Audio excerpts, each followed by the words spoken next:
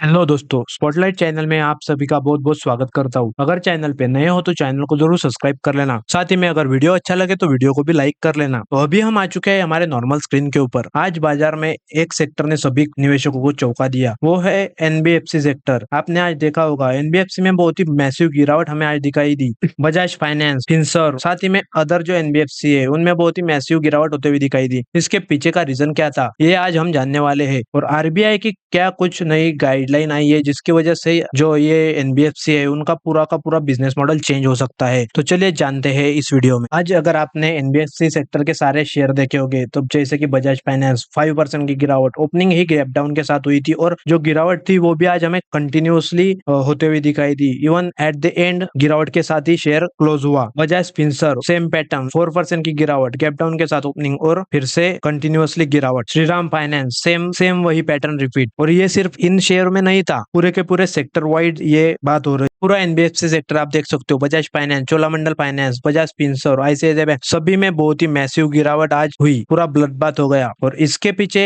Q1 के earning बिल्कुल नहीं थे, कोई फ्रॉड भी नहीं था। इसके पीछे थी आरबीआई। आरबीआई ने एक नया ड्राफ्ट इशू किया है। आरबीआई ने जो ड्राफ्ट इशू किया है, ड्राफ्ट यानी अभी ये रूल नहीं है, ये सिर्फ ड्राफ्ट है। लेकिन क्योंकि मार्केट फ्यूचर को देख के चलता है और फ्यूचर में इस ड्राफ्ट की वजह से जो एनबीएफसी है उनका जो पोटेंशियल है और प्रॉफिट कमाने का जो पेस है वो गिर सकता है। और मार्केट इसी को फैक्टर इन करते हुए आज हमें दिखाई दे रहा है। उसकी वजह से सारे के सारे एनबीएफसी शेयर आज डाउन होते हुए दिखाई दे दिए। दरअसल आरबीआई ने जो ड्राफ्ट इशू किया है वो कहता है कि जो एनबीएफसी है वो अभी रिवॉल्विंग क्रेडिट फैसिलिटी नहीं यूज कर सकते, उन्हें सिर्फ लॉन्ग टर्म जो लोन होते हैं वो ही देना पड़ेगा। इसकी वजह से हमें एनबीएफसी के जो प्रॉफिट होते हैं उनको सीधे इम्पैक्ट होते हुए फ्यूचर में दिख सकता है अगर ये रूल आ गया तो। और जैसे ही आरबीआई का ये रूल का ड्राफ्ट आ गया वैसे ही हमें सारे के सारे एनबीएफसी शेयर डाउन होते हुए दिखाई दिए। लेकिन अभी आपके मन में एक क्वेश्चन आया होगा कि सर ये रिवॉल्विंग क्रेडिट फैसिलिटी एक्चुअल में होता क्या है और इससे क्या इम्पैक्ट होगा। तो चलिए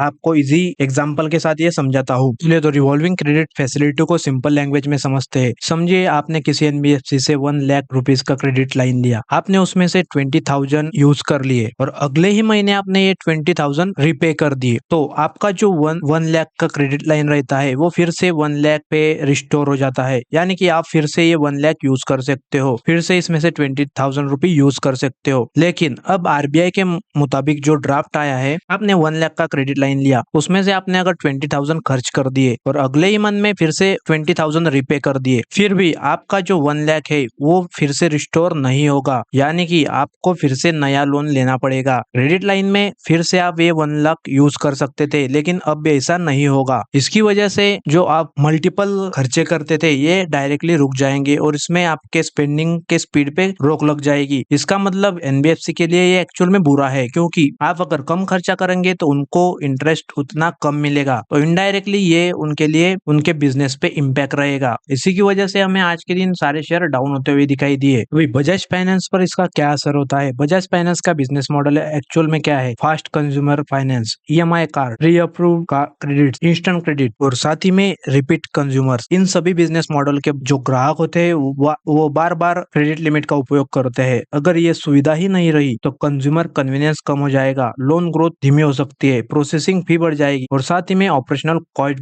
बढ़ जाएगी। और सबसे बड़ी चीज, इन कंपनी का जो इनकम होता है वो होता है इंटरेस्ट से, तो इंटरेस्ट इनकम कम हो जाएगा और मार्केट अभी इसी चीज को फैक्टर इन कर रहा है। इसी की वजह से हमें एनबीएफसी में बहुत ही बड़ी गिरावट दिखाई दी, क्योंकि एनबीएफसी का जो प्रॉफिट यानी कि जो कमाई है वही इस फैसले से कम हो जाएगी। लेकिन अभी आरबीआई ऐसा कर क्यों रही है, इसके पीछे भी रीजन है। दरअसल इसके पीछे के 3 बड़े रीजन है। उसमें से फर्स्ट है ओवर बोरोइंग को कम करना। लोग ये जो क्रेडिट लाइन है उसको बार बार यूज करते हैं और अपने खुद के ऊपर बहुत ही ज्यादा बोरोइंग कर लेते हैं, उसकी वजह से उनका डिफॉल्ट करने का चांस बढ़ जाता है। सेकेंड पॉइंट है क्रेडिट रिस्क कम करना। जितना ज्यादा क्रेडिट लोगे उतना ही रिस्क बढ़ता जाता है डिफॉल्ट करने का। और थर्ड चीज है आरबीआई चाहती है कि मार्केट में जो स्टेबिलिटी है वो आ जाए। जितना कम लोग लोन लेंगे उतना ही मार्केट ज्यादा स्टेबल रहेगा और साथ ही में जो लेंडिंग रहेगी वो भी ज्यादा डिसिप्लिन और हो जाएगी और बोरोवर लगातार जो क्रेडिट रोल ओवर है वो नहीं करते रहेंगे। इसी की वजह से हमें ये गिरावट होते हुए दिखी। लेकिन अभी ये ड्राफ्ट है, ये कोई फिक्स रूल अभी तक नहीं हो गया, इसकी भी प्रोसेस रहती है। अभी जो ये ड्राफ्ट आया है वो इस प्रकार से काम करेगा। अभी ड्राफ्ट का फीडबैक फीडबैक लिया जाएगा इंडस्ट्रीज के